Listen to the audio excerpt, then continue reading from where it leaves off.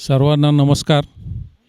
Yes Marathi news चॅनलच्या मागील 2 वर्षाचा जो काही प्रवास झाला त्या प्रवासाच्या दरम्यान आपला दिंडोरी तालुका असेल, नाशिक जिल्हा असेल, यातील शेतकऱ्यांचे और इतर काही ज्या काही लोकांच्या समस्या असेल त्या प्रभावीपणे या यस मराठी न्यूज चॅनलनं मांडले आहे.